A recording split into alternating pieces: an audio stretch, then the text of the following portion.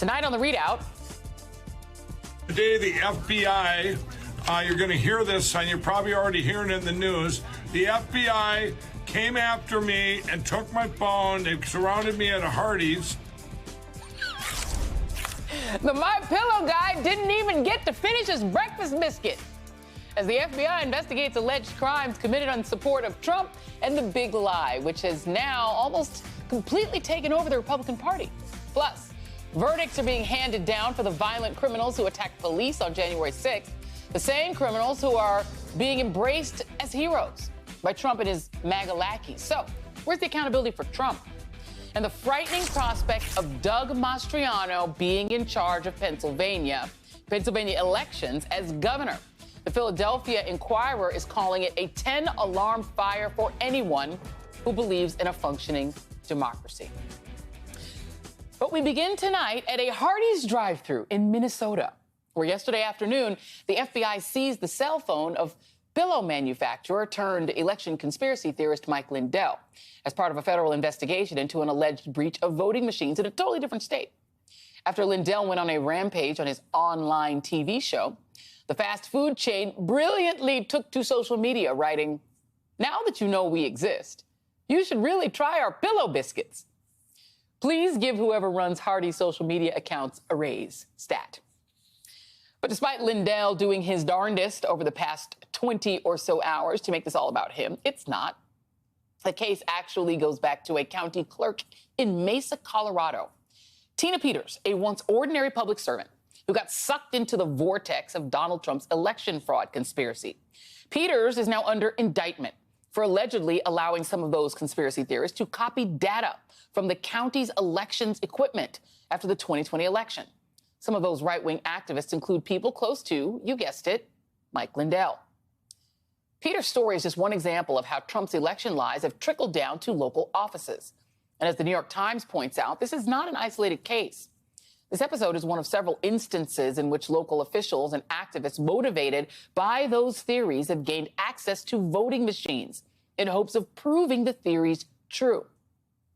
Prosecutors in Michigan and Georgia are also investigating whether data was improperly copied from machines. The lie has taken over the entire party. Now, as we've told you before, out of the 541 Republicans running for major offices this year, 199 of them flat out deny the legitimacy of the 2020 election. Only 74 have actually fully accepted the results of a free and fair democratic election. And last night in New Hampshire, one of those election deniers got one step closer to a seat in the United States Senate. Don Balduke won the Republican nomination, much to the chagrin of national Republicans, including the state's Republican governor, who endorsed his opponent. Meanwhile, video has surfaced of another election denier, Mark Fincham, the Republican nominee for Secretary of State in Arizona, in a campaign speech saying former Vice President Mike Pence stole the election from Donald Trump. Mike Pence seized power over an existing president. He was not president.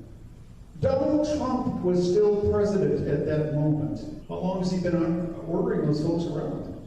Well, apparently from January 6th to January 20th. Ladies and gentlemen, that's a coup. Ooh, Lordy. Well, so that man right there that you just saw, he could be in charge of Arizona's elections in 2024 if Republicans win in November. This is what the Republican Party publicly stands for. And I do say publicly because their actual agenda, when they actually reveal what that is wildly unpopular and equally terrifying. You have Senator Rick Scott of Florida proposing that every 5 years, Congress has to re-vote to reapprove Medicare and Social Security, or else those programs will just end. Then you have Senator Lindsey Graham introducing a bill that would ban abortion nationally after 15 weeks, an idea that is so unpopular. Even some of his fellow Republicans are running away from the bill, which he has all but guaranteed will pass the House and Senate if Republicans take over. They're running from it like it has the cooties. Joining me now, Juanita Tolliver, MSNBC political analyst and opinion writer for The Griot, and Charlie Sykes, editor-at-large for The Bulwark and an MSNBC contributor. And Charlie, I'm going to you because I also know you. I've known you for a long time. And back in the day, you used to be a Republican. And you used to talk to these people on the radio. And you know what? We've both been in talk radio. There were some real gems that we've both dealt with that used to call into radio shows. And so we know they're out there.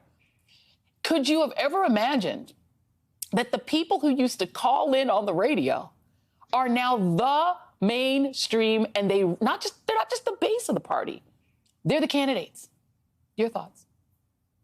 What a strange and wild ride. No, it is like your, crazy uncle that you've kept in the basement has now suddenly, appeared and is running the show. I mean, look, it's almost as if we've gone post-Trump here, where the craziness has morphed into this mass psychosis, where it's not just a few scattered anecdotes anymore. It is state after state where you are seeing some of the most extreme election deniers, not people running on some conservative or right-wing agenda, but people who have embraced the most bizarre conspiracies. You have Donald Trump himself, who is tweeting out pictures of himself, Photoshop pictures of himself wearing the QAnon button. You have Donald Trump calling into the D.C. jail to rally the January 6th protesters.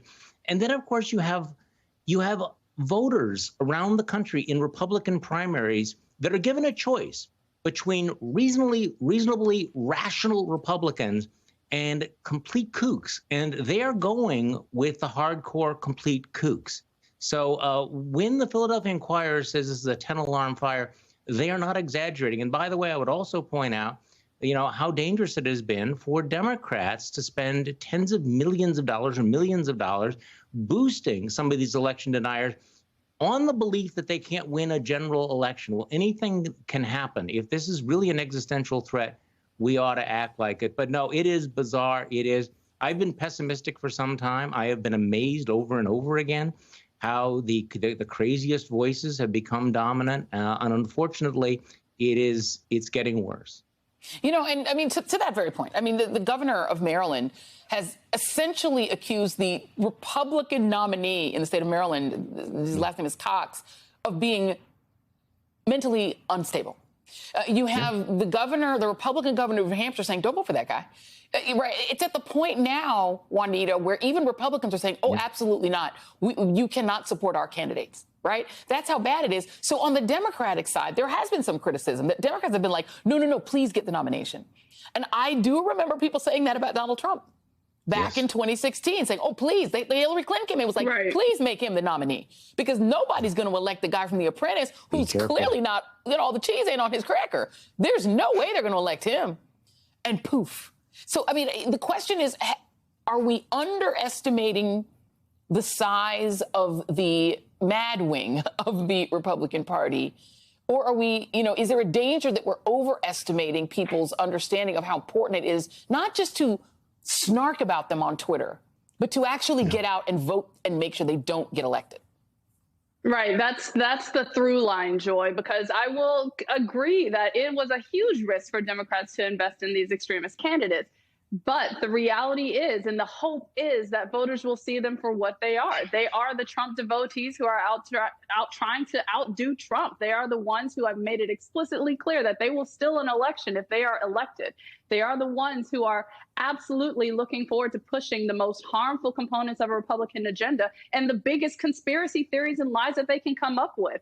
That video you showed earlier of the Arizona Secretary of State candidate was explicitly, it felt like it was like a confessional of ultra right-wing MAGA group meeting where he was just trying to test his latest material, test to see how far you could go. But that is the reality that we will be facing, and that is an explicit threat. Now, what I will say Democrats have been doing well as of late is calling that out for what it is. President Biden has been doing it for weeks, naming these extremists, these conspiracy theorists, these MAGA Republicans who are a direct threat to our democracy. And I hope that that message is on replay for the next 8 weeks, because it's not hard to draw a contrast with the anti-democracy, anti-abortion, anti-freedom party that the the GOP of today is. And so I want Democrats to hit that on the head every single day for the next 8 weeks, because that is the only way that voters are going to be crystal clear on the contrast between Republicans and Democrats and what's explicitly at stake in this election, because it could be the last election that we recognize if these people are elected to these Secretary of States, these gubernatorial positions that will decide and control elections in the future.